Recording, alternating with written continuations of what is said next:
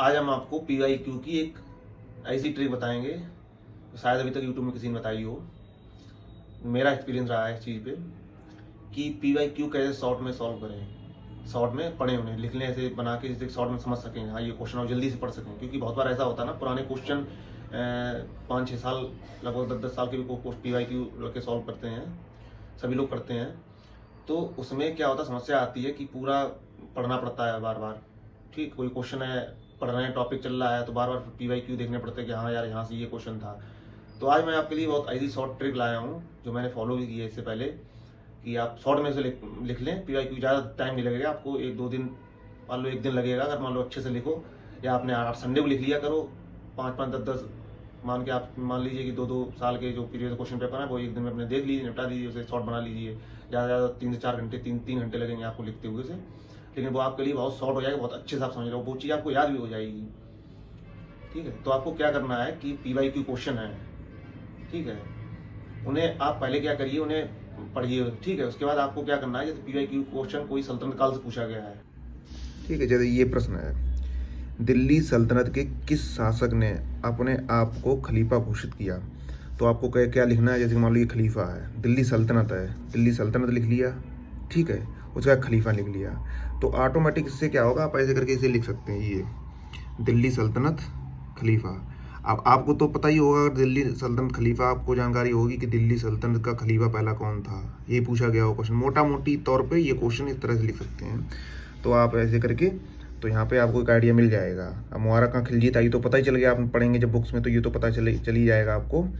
ठीक है, ये मोटा मोटी। अब प्रश्न नंबर दूसरा है, जैसे कि ठीक है, ये शॉर्ट बता रहे हैं लिखने को, लिखेंगे। देखो बहुत लोग ये सोच रहे हैं कि हम लिखें क्यों, तो भाई लिखोगे तो और अच्छे से तुम्हें याद हो जाएगा ये चीज़ें। लिखने से क्या, प्रैक्टिस जितना लिखोगे उतना ही अच्छा तुम्हारा एक ऑटोमेटिक तुम्हारा माइंड में बन जाएगा। तुम जब लिखने बैठोगे क्वेश्चन तो ऑटोमेटिक दिमाग में तुम्हारे आ जाएगा ये चीज़। अब ये देखो दूसरा प्रश्न है, ये है, निम्नलिखित युद्धों पर विचार कीजिए तथा उन्हें उनके कालाक्रमानुसार व्यवस्थित कीजिए। ठीक है, अब ये युद्ध पूछ दिया गया। ठीक है, तो आपको क्या लिखना है, युद्ध, यहाँ पे कि दूसरा प्रश्न युद्ध के बारे में पूछा गया था।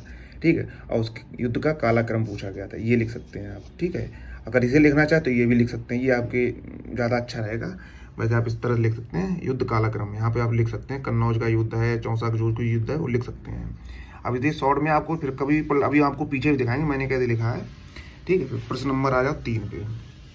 ठीक है, 3 पूछा गया, हल्दी घाटी के युद्ध में महाराणा प्रताप के अलावा राजपूत सेना का सेनापति कौन था? ठीक है, तो आप सीधा यहाँ से लिख दो हल्दी घाटी का युद्ध, जिससे क्वेश्चन पूछा गया। अब हल्दी घाटी का युद्ध ये तो सबको ही पता होता है कि महाराणा प्रताप ने लड़ा था। ठीक है, उसका सेनापति कौन था ये तो हम लोग बुक में पढ़ेंगे। हाँ, ये लिख सकते हैं सेनापति कौन था, ये चीज़ लिख सकते हैं उसमें। ठीक, तो मोटा मोटी तौर पे आपके ऐसे क्वेश्चन हो जाएगा, यानी मोटा मोटी तौर पे आप लिख सकते हैं अच्छे से कि हाँ ये था। इससे आपको क्या एक आइडिया मिल जाएगा, तुरंत खोलेंगे, थोड़ी देर में आप पढ़ लेंगे एकदम। वैसे चौथा प्रश्न, रजमन नामक किस हिंदू ग्रंथ का फारसी अनुवाद था? तो इसमें आप क्या करेंगे, इसे लिख लेंगे हिंदू ग्रंथ और फारसी अनुवाद, यानी कि सीधे लिख रहा हूँ हिंदू ग्रंथ का अनुवाद लिख सकते हैं इस तरह से, रजमनामा करके, रजमनामा हिंदू ग्रंथ अनुवाद। ठीक है, ये क्वेश्चन ऐसे लिख सकते हैं। महाभारत ये तो अपने आराम से आ जाएगा, महाभारत का था जो तो तुम पढ़ेगा आगे, आप जो पढ़ोगे उसमें जानकारी मिल जाएगी। उसी तरह ये है, भारत में अंग्रेजों की सफलता तथा फ्रांसीसियों की असफलता के कारण, यानी कि अंग्रेज जो भारत में युद्ध हुआ था उसमें अंग्रेजों की सफलता हुई थी तथा फ्रांसीसियों की असफलता, इनके क्या क्या कारण थे? तो आप इसे लिख सकते हैं अंग्रेजों और तथा फ्रांसीसियों के बीच युद्ध।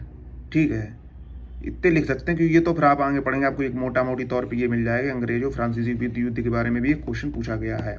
अब हम नहीं बताते हैं मैंने किस तरह से लिखा, देखो ये इस तरह से, देखो मैंने पीछे ये मैं आरओ का दिखा रहा हूँ, मैंने आरओ को जो एग्जाम उसका लिखा है, आरओ का पहले जो हुआ था, देंगे पेपर के बाद। अब आने वाली जहाँ तक वैकेंसी जनवरी फरवरी में आने वाली है फिर से।